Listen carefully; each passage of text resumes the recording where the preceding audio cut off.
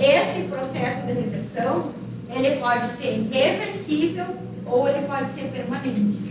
Então, tudo depende da própria proteína, do tipo de exposição que ela sofreu. Então, se ela consegue causar uma modificação, por exemplo, lá no domínio da proteína, que é o local que ela desempenha a sua função, bem difícil para ser recuperado. Mais fácil o organismo produzir uma proteína nova para substituir aquela e neutralizar aquela com defeito. Essa aqui que está desnaturada. Mas, em alguns casos, pode ocorrer reversão. A gente visualiza isso na prática. Exemplo. Se vocês chegarem a casa agora e forem cozinhar um ovo. O que é o ovo? Proteína. Se a gente vai quebrar o ovo, como é que ele está? Gema e a clara branquinha ali, né? Se cozinhar, ele vai ficar como? Igual? Não. Nós desnaturamos. Tem como fazer o ovo ficar o que era antes? Não. É irreversível. O que a gente usou para desnaturar? Calor. Existe uma prática que a gente faz, que é com uma base forte e um ácido. Pega o mesmo ovo, a mesma clara e vai adicionando base. Ela fica branca como se tivesse cozido o ovo. Claro, não toda, né, homogênea, mas ela fica no mesmo aspecto. Aí desnaturamos pelo pH.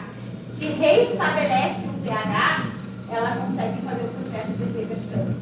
Então, existe essa possibilidade de reverter. Então, nesse processo de desnaturação, os agentes desnaturantes podem ser calor, como nesse exemplo, né? Ainda, extremos de variação do pH, seja para básico ou seja para ácido, então vai ocorrer essa influência.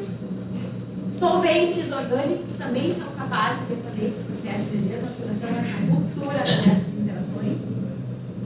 Ainda de alguns solutos como ureia e cloreto de gonidina, por exemplo, ou ainda detergentes. Todas essas estruturas são capazes de romper as interações fracas dessas moléculas e ainda modificar elas de forma reversível ou irreversível.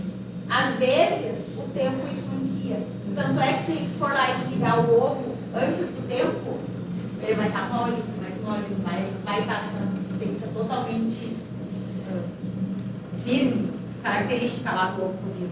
Então, o tempo também vai influenciar. De novo, não vai facilitar o processo de reversão. Ele não vai voltar a ser o que ele era, mas tem a influência.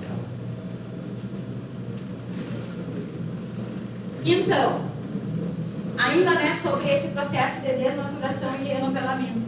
Existe, como eu falei, em alguns casos, o processo de renaturação. Então, algumas proteínas que foram desnaturadas pelo calor, ou ainda extremo de pH, ou reagentes que têm essa capacidade, vão recuperar a sua estrutura nativa, a sua conformação que desempenha as funções específicas. E ainda a atividade biológica. Então, dessa forma, tem um retorno às condições onde a conformação nativa vai ser estável.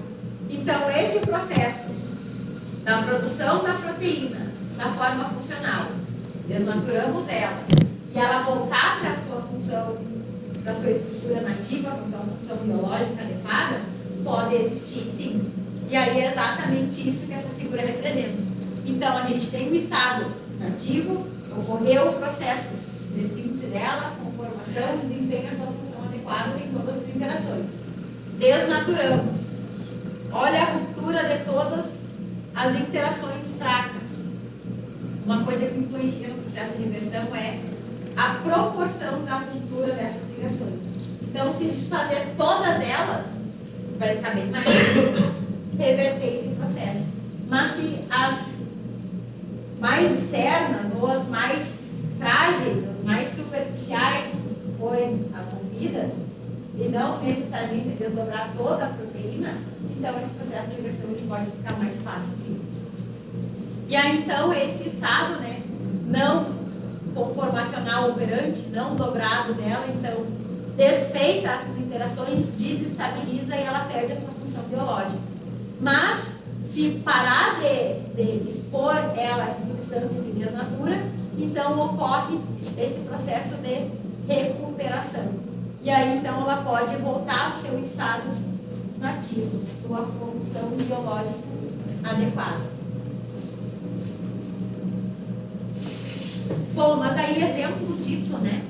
Então, sobre esses dobramentos de proteínas de forma inadequada. Então, ele pode ainda, nesse processo de reverter, né? De ser reversível ali o desdobramento, o processo de desnaturação, ele dobrar de forma errada.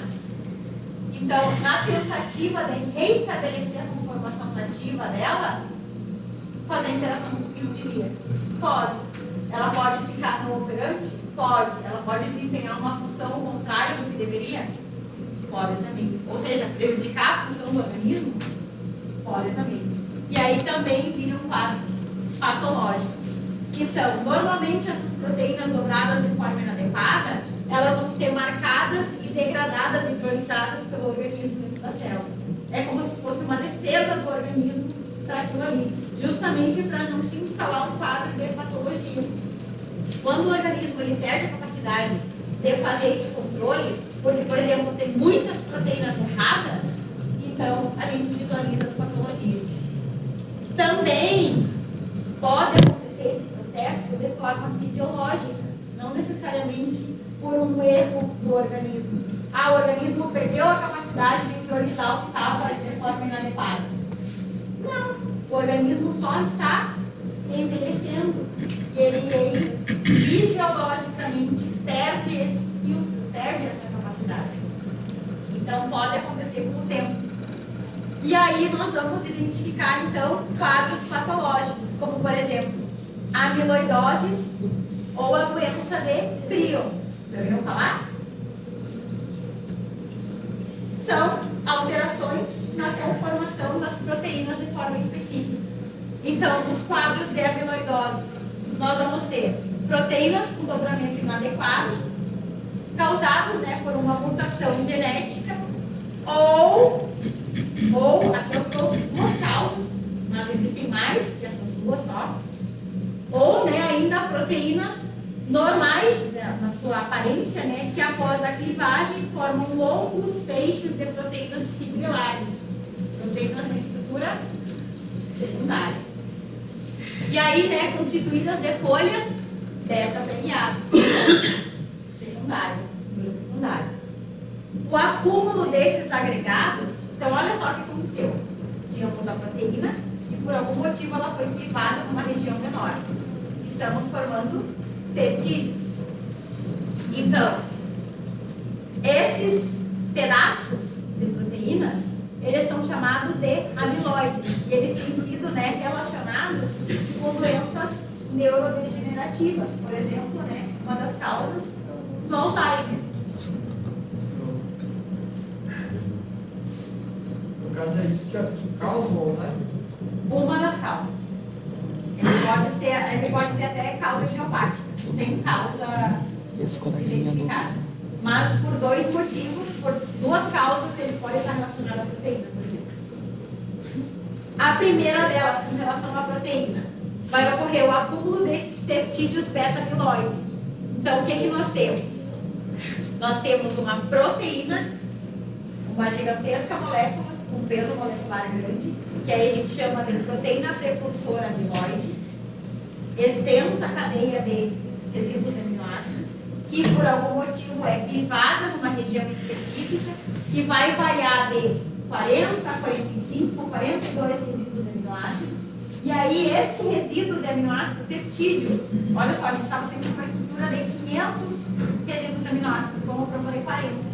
É uma estrutura pequenininha. Peptídeo.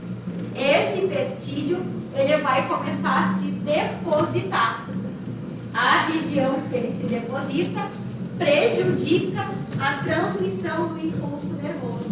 Dentro de uma região específica do sistema nervoso central, vai causar os prejuízos, os sintomas que a gente visualiza nesses pacientes, como, por exemplo, perda de memória, mais ainda problemas locomotores, enfim. Tudo isso pode acontecer. Então, é esse pedaço da proteína que vai se depositar ali.